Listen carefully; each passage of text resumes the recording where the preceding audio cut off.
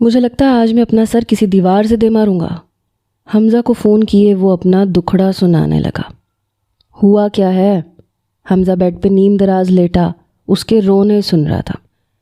یار امی کہہ رہی ہیں انہوں نے میری بات حیا کے ساتھ پکی کر دی ہے۔ کیا؟ حمزہ اپنی جگہ پہ اٹھ کے بیٹھ گیا۔ جی، اب بتاؤ کیا یہ مرنے کا مقام ہے یا نہیں؟ اون نے جتانے والے انداز میں کہا۔ میں کل تمہاری طرف آتا ہوں، پھر بات کرتے ہیں۔ حمزہ بھی الجھ گیا تھا۔ اب بات کا کوئی فائدہ نہیں ہے۔ میں نے امی اور ابو دونوں سے اپنے طور پہ بات کر لی ہے، مگر دونوں میری ایک بھی ماننے کو تیار نہیں ہے۔ اون نے ٹھنڈی سانس بھرتے ہوئے کہا، ان کے مطابق میں بھی عثمان بھائی کے نقش قدم پہ چلوں گا۔ اب اگر انہوں نے کسی گوری سے شادی کر لی ہے تو اس میں میرا کیا قصور ہے کہ مجھے اس حیا میڈم سے نتھی کرنے پہ تل گئے ہیں؟ یار دیکھا جائے تو وہ بری نہیں ہے، مگر عمروں کا تھوڑا سا فرق ہے۔ حمزہ جانتا تھا جاوید اور فردوس بہت سخت گیر ماں باپ تھے۔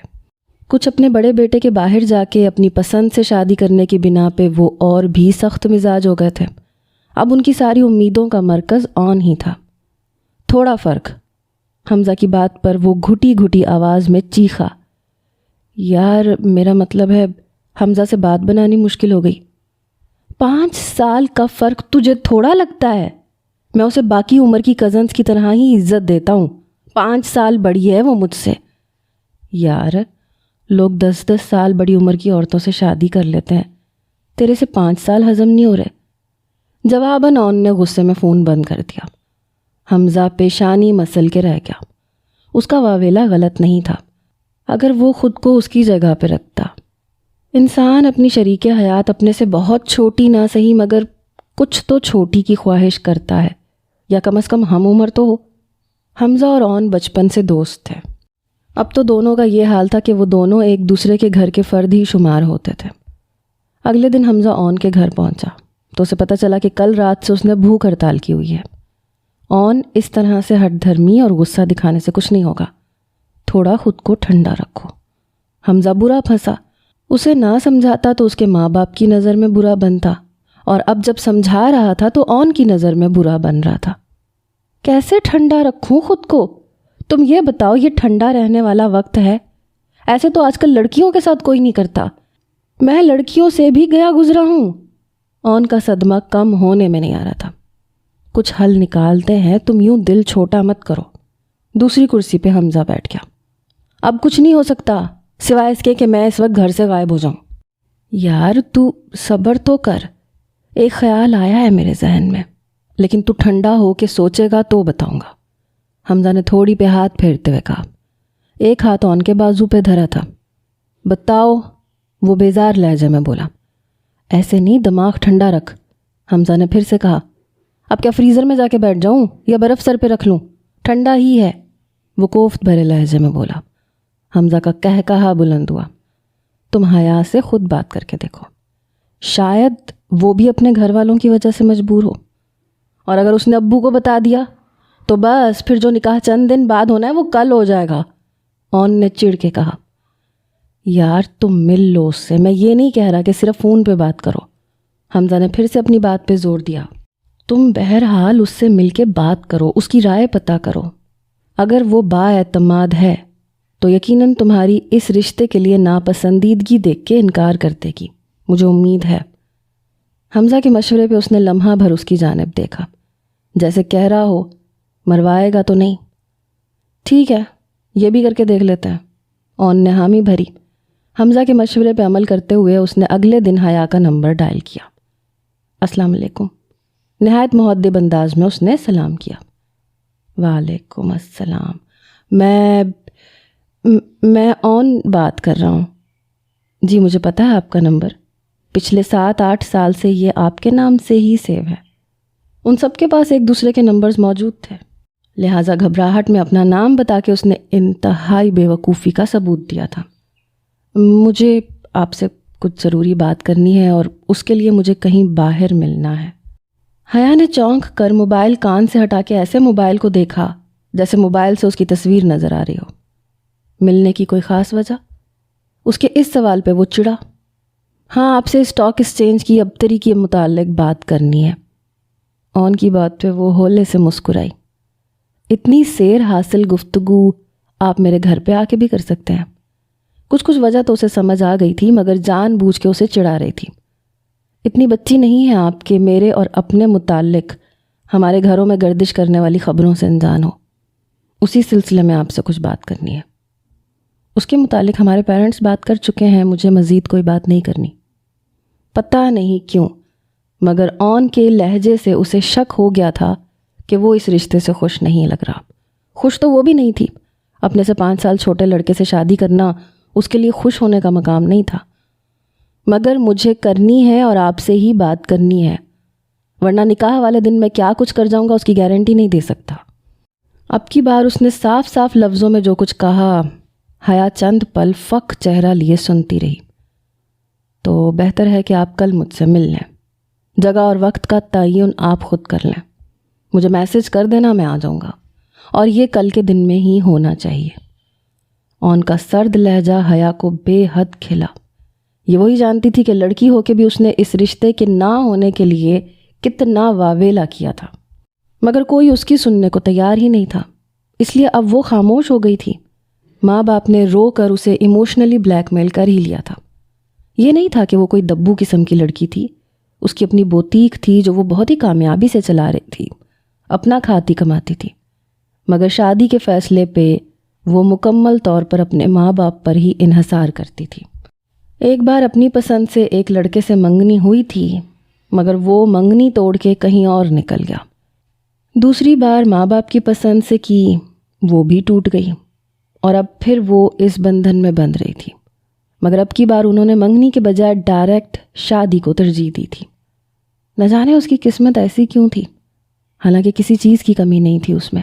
اچھا قد کاٹ، پیاری شکل و صورت، مگر قسمت اچھی نہیں تھی. اپنی سے بڑی بہن کی منگنی کبھی اون کے بھائی سے ہی ہوئی تھی، مگر وہ باہر جا کے شادی کر چکا تھا. اسی کا ازالہ کرنے کے لیے اب اس کے ماں باپ چھوٹے بیٹے کا رشتہ لے کے آ گئے تھے. وہ اسے ہمیشہ ایک چھوٹے بھائی اور دوست کی طرح ٹریٹ کرتی تھی، مگر وہ بھی مجبور تھی. وہ جانتی تھی کہ جہاں کہیں بات چلے گی کچھ عرصے کے بعد ختم ہو جائے گی. اگلے دن وہ دونوں حیا کے مقرر کردہ ریسٹورنٹ میں ایک دوسرے کے روبرو بیٹھے تھے. اون نے نظروں کو بار بار باور کروایا کہ وہ جو سامنے بیٹھی ہے وہ 5 سال بڑی ہے، مگر دل تھا کہ حیا کی بھولی سی من موہنی سی صورت کو دیکھ کر اس کی بات ماننے سے انکاری تھا. دیکھیں، آپ کا اور میرا کسی بھی طرح سے میچ نہیں بنتا. ضروری نہیں ہے کہ بھائی نے ماضی میں جو کچھ کیا اس کا کفارہ ادا کرنے کے لیے ہمیں قربانی کا بکرا بنایا جائے. اون نے تمہید باندھی.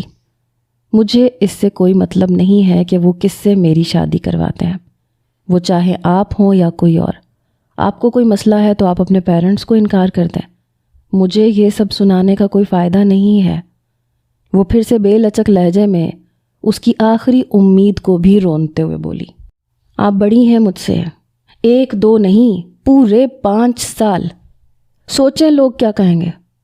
اون نے اسے ایموشنل بلیک میل کرنا چاہا. میں آپ کو ایک نارمل رشتہ نہیں دے پاؤں گا، مجھے ایسی کوئی خواہش بھی نہیں ہے. حیا نے سپاٹ لہجے میں کہا. تو پھر بہتر نہیں ہے کہ اس رشتے کو بننے ہی نہ دیا جائے. اون بضد تھا. جس طرح آپ اپنے پیرنٹس کے آگے مجبور ہیں، میں بھی اتنی ہی یا شاید اس سے بھی زیادہ مجبور ہوں. اور آپ کوئی ایسے ٹام کروز نہیں ہے کہ میں آپ سے شادی کے لیے مری جا رہی ہوں. اب کی بار حیا نے اسے آئینہ دکھایا. اس کی بات پہ اون کے نقوش پھر سے تن گئے. وہ غصے سے اپنی گاڑی کی چابی اٹھا کے تن فن کرتا ریسٹورنٹ سے نکل کھڑا ہوا. اور پھر وہ دن بھی آ گیا جب وہ پور پور سج کر ایک انچاہے رشتے کو نبھانے چل پڑی. رخصتی کے بعد مختلف رسموں سے فارغ ہو کے حیا کو اس کے کمرے میں پہنچا دیا گیا. حیا بیڈ پہ بیٹھی تھی، ایک ایک چیز کا معائنہ کر رہی تھی. سائڈ ٹیبل پر ایک جانب لیمپ اور ایک جانب اون کی تصویر تھی. بلا شبہ وہ بے حد وجیح تھا. حیا کا دل ایک لمحے کو اس کی مسکراتی تصویر دیکھ کے دھڑکا. گھنہرے بال، گہری کالی آنکھوں پر گھنہری پلکیں سایہ فگن تھیں، چوڑی روشن پیشانی، ستواں ناک اور تیکھے نقوش. کلین شیو میں بھی وہ غضب ڈھاتا تھا، اور ہلکی سی شیو کے ساتھ تو بات ہی اور تھی. وہ تصویر یقیناً اس کی طالب علمی کے دور کی تھی، کیونکہ اب اس نے ہلکی سی خوبصورت سی شیو رکھی ہوئی تھی۔ دراز قد آن کے سامنے اسمارٹ سی حیا اپنی منموہنی صورت اور درمیانے قد کے ساتھ چھوئی موئی ہی لگتی تھی۔ چند لمحوں بعد دروازہ کھلنے اور زوردار آواز میں بند ہونے کی آواز آئی، مگر حیا اس دھماکے پہ بھی ٹس سے مس نہ ہوئی۔ مزے سے ایک تکیہ پیچھے بیڈ کے ساتھ لگائے، اس پہ کمر ٹکائے، موبائل ہاتھ میں لیے فیس بک اور واٹس ایپ چیک کرنے میں مگن تھی۔ آن نے اس کا یہ بے نیاز مگر کسی قدر قاتل روپ دیکھا تو جی جان سے جل گیا۔ اسے امید تھی کہ اس کی بیزاری کے سبب وہ اپنا حلیہ بدل چکی ہوگی، مگر وہ اپنی تمام حشر سامانیاں لیے بیڈ پہ مزے سے بیٹھی اس کا امتحان لے رہی تھی۔ مہندی پہ وہ ایسی حسین ترین مخلوق لگ رہی تھی کہ آن کو اپنے تمام انتقامی ارادے ڈھیر ہوتے محسوس ہوئے تھے۔ وہ خود کو اس ساحرہ کے سحر سے بچانے کی بھرپور تگ و دو کر رہا تھا، اور وہ تھی کہ اس کی آزمائش بڑھا رہی تھی۔ غصے سے شیروانی اور کلا بیڈ پہ اس کے پاؤں کے پاس پھینکنے کے انداز میں اچھالا۔ حیا نے تیکھی نظروں سے اس کے انداز دیکھے، جو اب دوسری جانب موجود سائڈ ٹیبل پہ جھکا کچھ ڈھونڈ رہا تھا۔ تھوڑی دیر بعد ایک پیپر اور قلم لیے وہ اس کی جانب بڑھا۔ اس کی دوسری جانب بیٹھتے غصے سے حیا کے سجے سنورے روپ کو دیکھا۔ میری طرف سے پوری رات ایسے بیٹھو، مجھے کیا، مجھے اس پہ سائن چاہیے، وہ تل ملا کے بولا۔ حیا نے اس کے ہاتھ سے پیپر لے کے ایک نظر دیکھا۔ وہ اجازت نامہ تھا، دوسری شادی کا۔ اس کے چہرے پہ ایک سایہ سا لہرایا۔ اس کے وہم و گمان میں بھی نہیں تھا کہ اسے شادی کی پہلی رات یہ تحفہ ملے گا۔ یہ آپ کی منہ دکھائی ہے اور میری آزادی کا پروانہ۔ اسے خاموش دیکھ کے آن نے دل جلانے والی مسکراہٹ چہرے پہ لاتے ہوئے اس پہ چوٹ کی۔ حیا نے ایک گہری سانس لی، پین کے لیے ہاتھ اس کی جانب بڑھایا۔ اب کی بار حیران ہونے کی باری آن کی تھی۔ وہ سمجھ رہا تھا کہ وہ واویلا کرے گی، روئے گی کہ ایسا مت کرو، مگر اس کا پرسکون چہرہ اسے اور بھی غصہ دلا گیا۔ پین دیں۔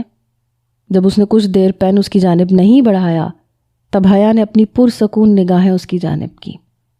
آن نے خاموشی سے اسے پین دے دیا۔ حیا نے تیزی سے سائن کیے۔ بس اتنی سی بات۔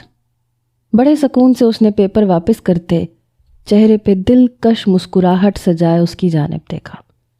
آن نے جھپٹنے والے انداز میں پیپر واپس لیے۔ وہ اتنی پرسکون کیوں تھی اسے سمجھ نہیں آ رہی تھی۔ حیا آپ کی بار مزے سے کچھ گنگناتی ہوئی ڈریسنگ ٹیبل کے پاس آئی، اپنی جیولری اتار کے سلیقے سے رکھی۔ آئینے میں نظر آتے آن کے عکس کو دیکھا جو اب حیران پریشان سا بیٹھا تھا۔ پھر وہی پیپرز دراز میں پھینکنے والے انداز میں ڈال کے دھپ دھپ کرتا وارڈروب سے کپڑے نکال کے واش روم کی جانب بڑھ گیا۔ اپنی ناقدری پر ایک آنسو حیا کی آنکھوں کے گوشے پہ ٹھہرا، جسے بے دردی سے اس نے صاف کر کے خود کو مضبوط بنایا۔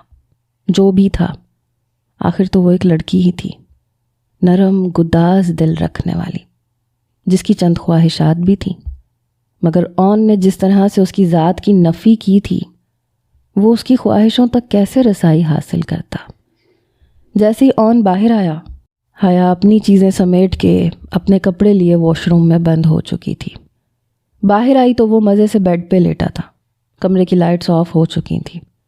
حیا بھی آہستہ سے چلتی ہوئی بیڈ کی دوسری جانب آ کے بیٹھ گئی۔ یہاں ہرگز نہیں سوئیں گی آپ، وہ غصے میں پھر سے بھڑکا۔ اب یہ کمرہ میرا بھی ہے، فضول میں سینٹی ہو کے میرا دماغ خراب مت کرنا۔ مزے سے اس کے غصے کی پرواہ کیے بغیر وہ تکیہ درست کر کے لیٹ چکی تھی۔ وہ بھنا کے اٹھا، ادھر صوفے پہ جا کے لیٹو چلو، بے دردی سے اس کا کندھا ہلا کے کہا۔ اب کی بار وہ بھی غصے میں اٹھی۔ میرا خیال ہے اب میں آنٹی اور انکل کے کمرے میں ہی جا کے سو جاتی ہوں۔ دوپٹہ اپنے کندھوں پہ درست کرتی وہ اٹھی۔ فضول کا ڈرامہ کرنے کی ضرورت نہیں ہے، میں آپ کو پہلے ہی اپنی ناپسندیدگی سے آگاہ کر چکا تھا، پھر یہ سب یوں نارمل انداز میں آپ کیسے کر سکتی ہو؟ اس نے اب اپنا اصل مسئلہ بیان کیا۔ اوہ، اور میں نے بھی آپ کو بتا دیا تھا کہ یہ ناپسندیدگی آپ کی جانب سے ہے۔ مجھے اپنے ماں باپ کی بات کا مان رکھنا تھا، سو میں نے رکھ لیا۔ اپنے مسئلے کا حل آپ خود ڈھونڈیں۔ کندھے اچکاتی ہوئی وہ واپس اپنی جگہ پہ بیٹھ گئی۔ دوسری شادی کی اجازت بھی دے دی ہے، اور کیا چاہیے آپ کو؟ سر دوبارہ تکیے پہ رکھا۔ آپ کی موجودگی مجھے اس کمرے میں برداشت نہیں ہے۔ وہ پھر سے آرام سے لیٹتے دیکھ کے اسے بولا۔ صبح انکل اور آنٹی کے سامنے یہ مسئلہ رکھ دوں گی، وہ آپ کو بتا دیں گے کہ کیا کرنا ہے۔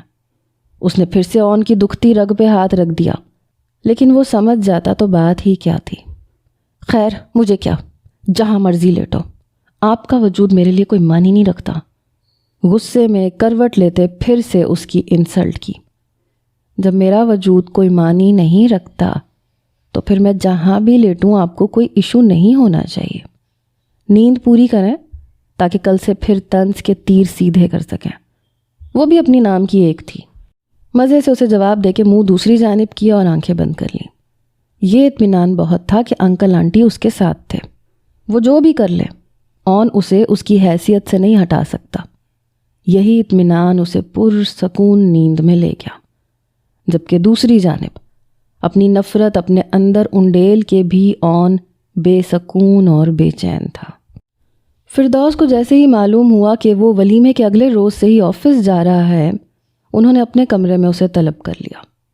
وہ جھنجھلائے انداز میں ان کے سامنے بیٹھا ان کے سوالوں کے جواب دے رہا تھا۔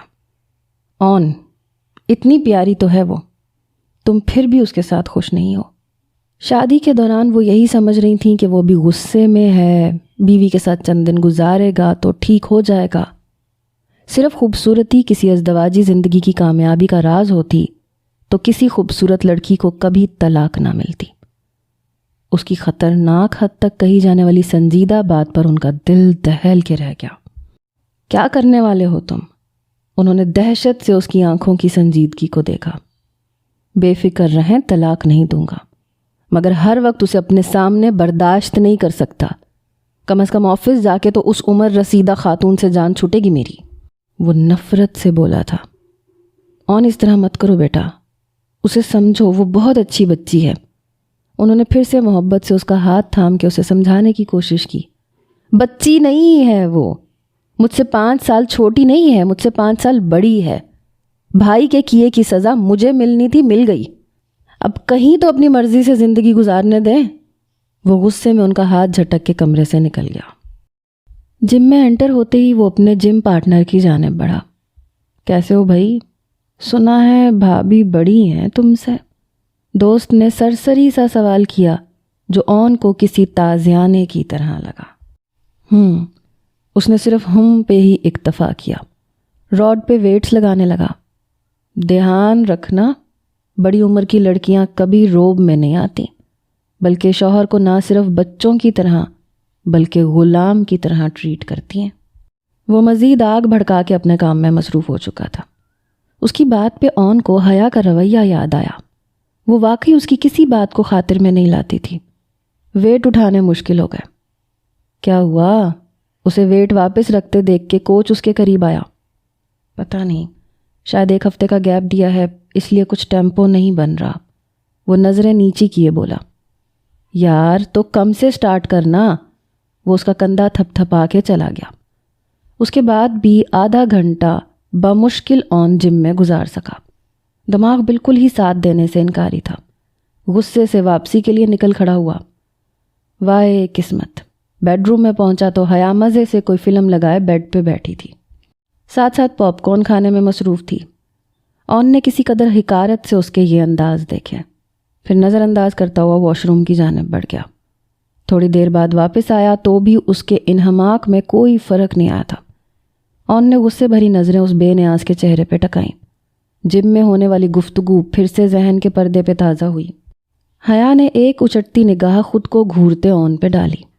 چہرے پہ بے نیازی کا خول طاری تھا، مگر دل کبھی کبھی اس کے یوں دیکھنے پہ سوکھے پتے کی طرح کانپتا بھی تھا۔ بند کرو اس بکواس کو۔ جب اس نے کوئی رسپانس نہیں دیا تو اون غصے سے بولا۔ حیا نے آواز بند کر کے بلوٹوتھ ایئر پیس کان کے ساتھ اٹیچ کر کے حل نکالا۔ اون اپنی بات کی یہ بے قدری برداشت نہیں کر سکا۔ غصے سے ریموٹ اس کے ہاتھ سے لینا چاہا۔ وہ چوکنا بیٹھی تھی، ہاتھ سرد سے اون کی پہنچ سے دور کیا۔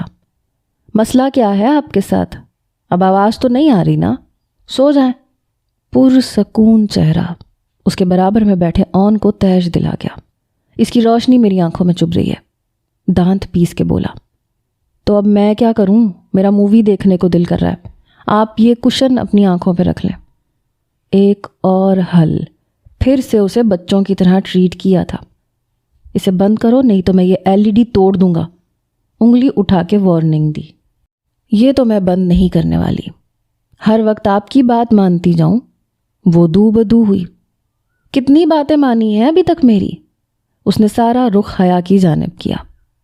کس رشتے سے ساری باتیں مانوں؟ بھویں اچکا کے سوال کیا۔ او بس اتنا سا صبر کر سکیں، رشتہ بنانا چاہتی ہو؟ اون کی بات کی تہہ تک پہنچتے ساتھ ہی اس کا حلق تک کڑوا ہو گیا۔ گھٹیا سوچ، 2 لفظوں میں ہی اس نے اون کی سیوا کر دی۔ اون زیر لب مسکراتے جیسے اسے چڑھانے لگا، پھر مزے سے اس کے ایک کان سے ایئر پیس نکال کے اپنے کان میں لگایا اور اس کے قریب تکیہ کر کے مزے سے بیٹھ کے حیا کی گود میں رکھے پاپ کارنز کے باؤل سے پاپ کارن کھانے لگا۔ وہ حیرت سے اس پل پل بدلتے مگر کسی قدر ڈھیٹ انسان کو دیکھ رہی تھی۔ یہ کیا بدتمیزی ہے؟ دوسری بار جب اس کا ہاتھ پاپ کارن کی جانب بڑھا تو اس نے باؤل پیچھے کرتے ہوئے اون کو گھورا، جو تھوڑی دیر پہلے آپ کر رہی تھیں۔ وہ مزے سے بولا، نگاہیں سامنے اسکرین پہ تھیں۔ ایئر پیس واپس دیں۔ اس نے ضبط کرتے ہوئے ہتھیلی اس کی جانب بڑھائی۔ مجھے بھی مووی دیکھنی ہے۔ اس کی شفاف ہتھیلی سے نظریں چراتے وہ مزے سے بولا، مگر مجھے مووی اکیلے دیکھنی ہے، آپ سوئیں۔ حیا نے گویا بحث ختم کی۔ کمرہ میرا، LED میری، نیند بھی میری، تو میری مرضی میں مووی دیکھوں یا سوؤں؟ وہ بھی اب بے نیازی کی انتہا پہ تھا۔ حیا نے غصے سے اس کی جانب دیکھا۔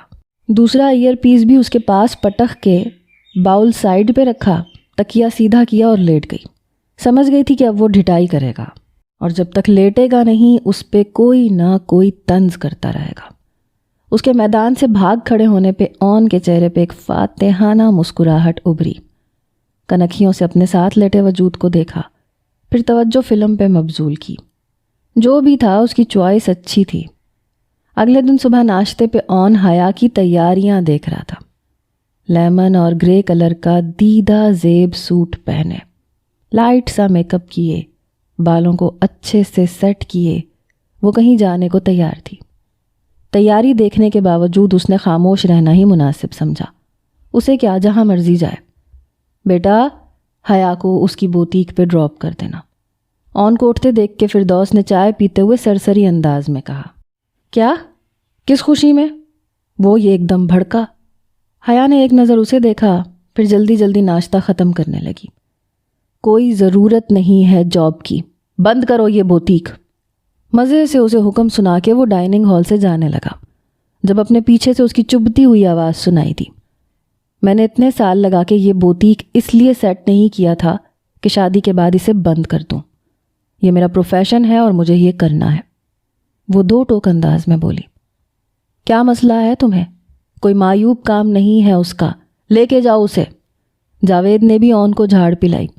وہ غصے میں تن فن کرتا کمرے کی جانب بڑھ گیا۔ میری کسی بات کی تو کوئی ویلیو ہی نہیں ہے، نہ ماں باپ کی نظر میں اور نہ اب اس نام نہاد بیوی کی نظر میں۔ غصے سے اونچا اونچا بولتا وہ گھڑی پہن کے والٹ اور موبائل اٹھاتے ہوئے باہر نکل گیا۔ گاڑی کے قریب ہی وہ کھڑی اس کا انتظار کر رہی تھی۔ وہ جو تھوڑی دیر پہلے دل کو کچھ اچھی لگ رہی تھی، اب اس وقت پھر سے اس سے نفرت محسوس ہو رہی تھی۔ غصے میں ڈرائیونگ سیٹ پہ بیٹھتے دھماکے دار آواز سے دروازہ بند کیا۔ حیا اپنی جگہ کانپ گئی، لرزتے ہاتھوں سے دروازہ کھول کے اس کی برابر والی سیٹ پہ بیٹھی۔ تھوڑی ہی دیر بعد گاڑی ہوا سے باتیں کرنے لگی۔ ایڈریس بتاؤ، غصے بھری آواز اس کے قریب سے آئی۔ وہ جو گاڑی سے باہر بھاگتے دوڑتے مناظر میں گم تھی، شرافت سے اسے راستہ بتا دیا۔ یہ سب ثابت کر کے کیا سمجھ رہی ہو تم؟ تھوڑی دیر بعد اون کی پھر سے آواز آئی۔ مجھے کچھ ثابت نہیں کرنا، کل کو جب آپ دوسری شادی کر لیں گے تو کیا میں در در کی ٹھوکریں کھاؤں گی؟ میں خود مختار ہوں اور خود مختار ہی رہنا چاہتی ہوں۔ وہ بھی سنجیدگی سے اپنا نقطہ نظر بیان کرنے لگی۔ اور ویسے بھی جب آپ مجھے بیوی نہیں مانتے، نہ مجھ سے نہ اس رشتے سے آپ کا کوئی لینا دینا ہے، تو پھر میں جو مرضی کروں۔ آپ کا اتنا واویلا کرنا بنتا نہیں ہے۔ اس کا بہت کچھ جتاتا ہوا لہجہ اون کو مزید تل ملا کے رکھ گیا۔ اوہ، تو آگے کی پلاننگ ہو رہی ہے؟ وہ ہونٹوں کو سیٹی کی شکل میں بناتے ہوئے بولا۔ جب آپ پلاننگ کر سکتے ہیں تو میں کیوں نہیں؟ وہ کندھے اچکا کے بولی۔ تو پھر اپنی گاڑی بھی لے لو، اتنی ہی تم خود مختار ہو تو میں کیوں ڈرائیور بنوں؟ وہ پھر چڑ کے بولا۔ شوہر نہیں بن رہے تو کچھ تو بنے، ڈرائیور ہی بن جائے۔ حیا کا شوخی لیے لہجہ اسے ایک آنکھ نہیں بھایا۔ جانتا ہوں میری پرسنالٹی سے بری طرح متاثر ہو، اس لیے اب یوں جلی کٹی سنا کے اپنے جذبات آشکار مت کرو۔ اون کی بات پہ اس کا دل کیا پھر سے اسے گھٹیا سوچ اور گھٹیا انسان کا ہے، مگر پھر خاموش ہو گئی۔ انسان جیسا خود ہوتا ہے ویسی اس کی سوچ ہوتی ہے۔ خود کو کچھ سخت کہنے سے روکتے روکتے بھی وہ اس کی طبیعت صاف کر گئی۔ کیا وہ چاہتا تھا کہ وہ اتنی فضول گوئی سے اسے زج کرے کہ وہ اسے چھوڑ کے چلی جائے؟ ہاں، اب اسے اون کے ارادے ایسے ہی لگ رہے تھے، مگر پھر بھی وہ دل مضبوط کیے اس کی ہر الٹی سیدھی بات سن لیتی تھی اور برداشت کر لیتی تھی، مگر دل اس کے رویے پہ دکھتا تھا۔ حیا کی آنکھوں میں آنسو ٹھہرے۔ اس نے اور چاہا ہی کیا تھا؟ ایک قدر کرنے والا ساتھی، مگر قسمت نے اس کے ساتھ کیا کھیل کھیلا۔ کبھی کبھی دل کرتا تھا اس کی ذات کو یوں ادھیڑنے والے پہ 2 حرف بھیجے اور چھوڑ کے چلی جائے کہیں بھی۔ اللہ کرے تمہیں محبت ہو اور تمہاری محبت تمہارے ساتھ وہی سب کچھ کرے جو آج تم میرے ساتھ کر رہے ہو۔ چند دنوں میں ہی اس کی ہمت جواب دے گئی تھی۔ نہ جانے کیوں آج یہ بد دعا اس کے دل میں آئی، اور اس نے پورے دل سے خاموش بد دعا اپنے سے چند گز کے فاصلے پہ بیٹھے اپنے ہی شوہر کو دے ڈالی۔ اور اللہ خاموش صبر کرنے والوں کے صبر کو رائیگاں نہیں جانے دیتا۔ کس قسم کی بوتیک چلاتی ہو؟ خود تو کبھی کوئی ڈھنگ کے کپڑے نہیں پہنے۔ اگلے دن واپسی پہ اسے پک کرتے ہوئے وہ جان بوجھ کے اسے چھیڑا تھا۔ اون کو اتنی سمجھ تو آ گئی تھی کہ وہ زیادہ خاموش رہتی ہے تاکہ لڑائی نہ ہو، مگر وہ نہ جانے کیوں اسے بار بار تنگ کرتا تھا۔ ہر وقت اپنی باتوں سے عاجز کرنے کی اس کو ٹھان رکھی تھی تاکہ وہ تنگ آ کے خود ہی چلی جائے۔ لڑکوں کو لڑکیوں کی کیا ڈریسنگ سینس ہوتی ہے؟ وہ چڑے بغیر بڑے آرام سے بولی۔ بالکل، لڑکیوں کا تو ڈریسنگ سینس ہو سکتا ہے، بڑی عمر کی عورتوں کا نہیں ہو سکتا۔ وہ پھر سے اسے عمر کا طعنہ دے گیا۔ اب کی بار بھی وہ خاموش رہی، مگر دل میں کہیں اس کی بات نے تکلیف پہنچائی تھی۔ انسان تھی وہ، کیسے نفی کرتی اس بات کی کہ اون کی جانب سے چلائے جانے والے تیر اسے گھائل نہیں کرتے۔ آپ کی بہت ریسرچ ہے، لگتا ہے ساری جوانی اسی میں ضائع کرتی ہے۔ آخر سوچ کے اسے جواب دیا۔ اون کا کہا بے ساختہ تھا۔ ابھی میری جوانی چل رہی ہے محترمہ۔ تو پھر کب کر رہے ہیں دوسری شادی؟ اچانک اس کی جانب رخ کرتے وہ اعتماد سے بولی۔ جلد ہی۔ چہرے پہ بڑی خوبصورت مسکراہٹ نے چھپ دکھائی، ایسے جیسے جس لڑکی سے شادی کرنا چاہتا ہو وہ وہیں کہیں ہے۔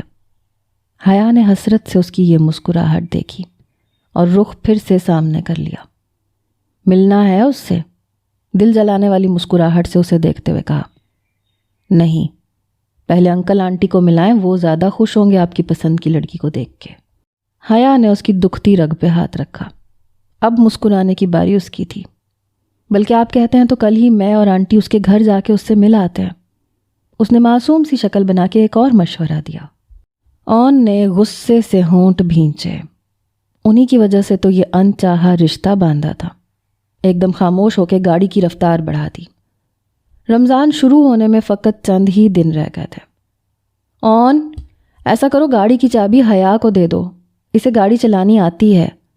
ہم دونوں رمضان کے لیے گروسری کرنے چلی جاتی ہیں۔ حیا جو دھلے دھلائے چہرے پہ کریم لگا رہی تھی، یکدم شیشے میں سے ماں بیٹا دونوں کو دیکھتے ہوئے اس کے ہاتھ تھمے۔ اون نے بھی گردن موڑ کے ایک نظر اسے دیکھا۔ ٹھیک ہے، میں اپنا بیگ پکڑتی ہوں، تم چابی لے کے آ جاؤ حیا۔ فردوس جلدی سے پروگرام طے کرتی ہوئی کمرے سے باہر نکل گئی۔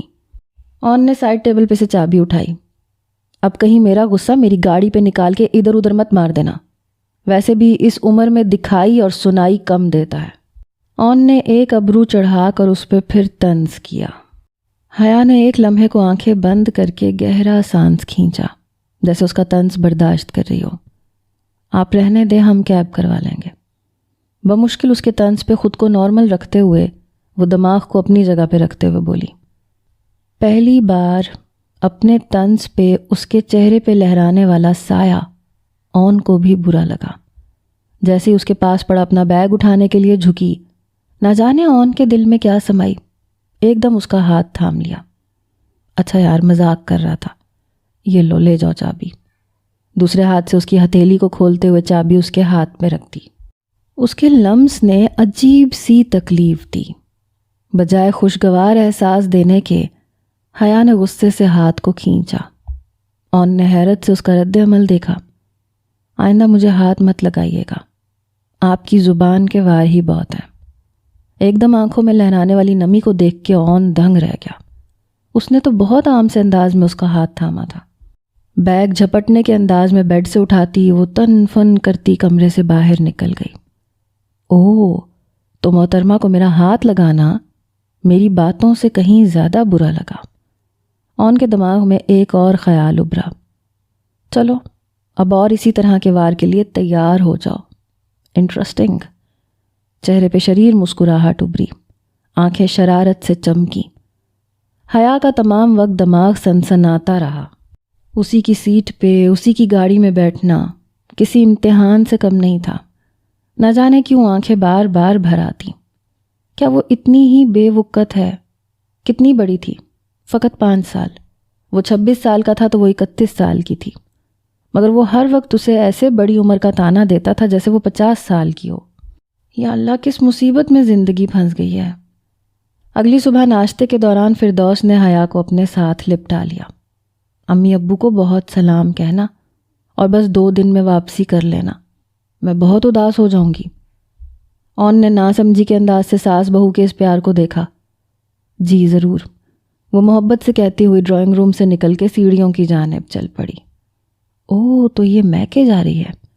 نہ جانے کیوں اون کو یہ جانتے غصہ آ رہا تھا، حالانکہ ان کے درمیان جو حالات تھے اس بنا پہ اس کا غصہ کرنا بنتا نہیں تھا، اور وہ یہ بات جانتا تھا، مگر پھر بھی نہ جانے کیوں غصہ آ رہا تھا۔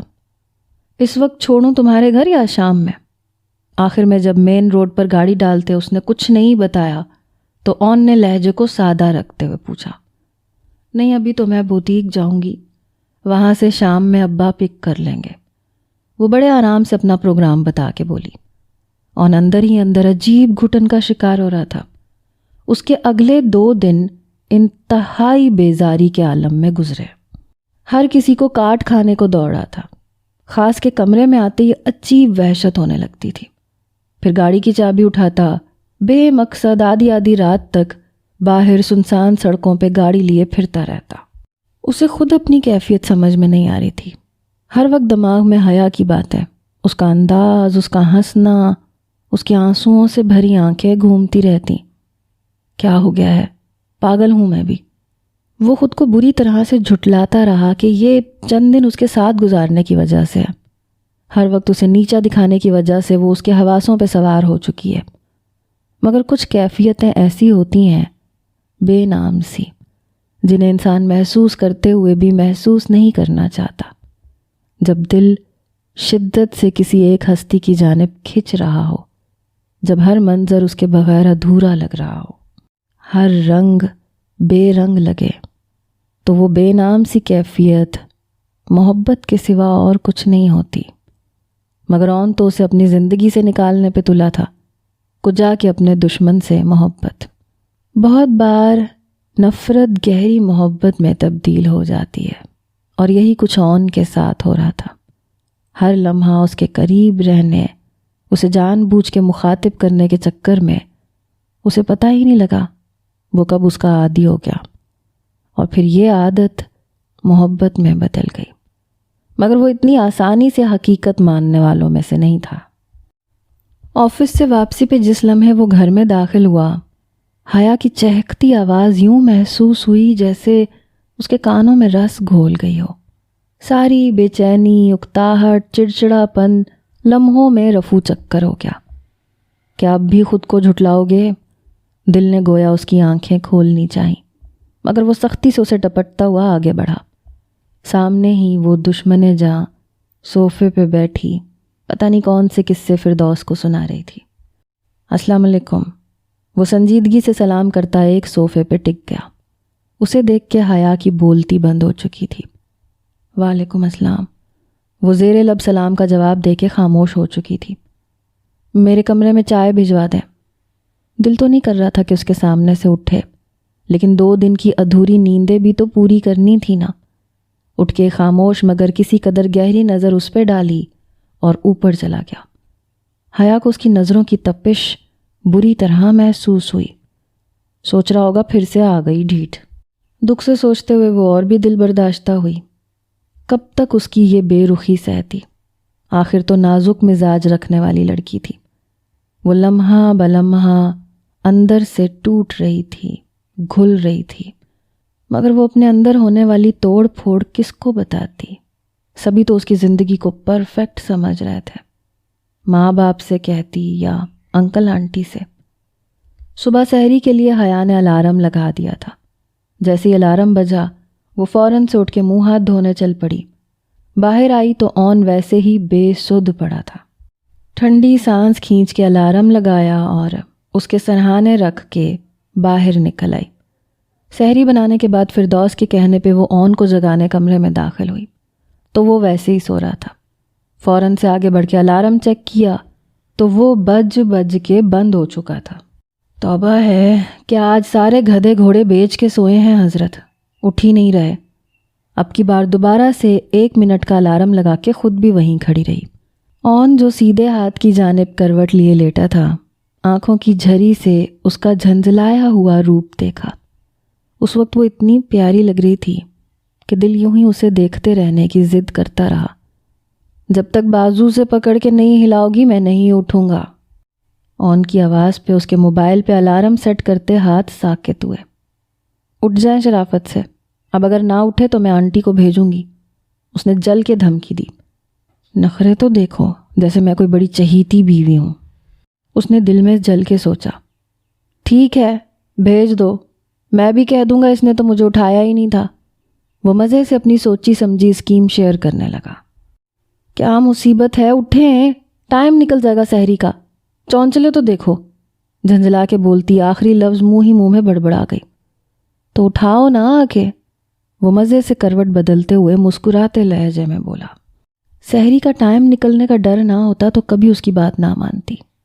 غصے سے آگے بڑھ کے زور زور سے اس کا کندھا ہلایا۔ اچھا بس اب کندھا توڑنا ہے میرا۔ اون اپنی فتح پہ مسکراتا ہوا اٹھا۔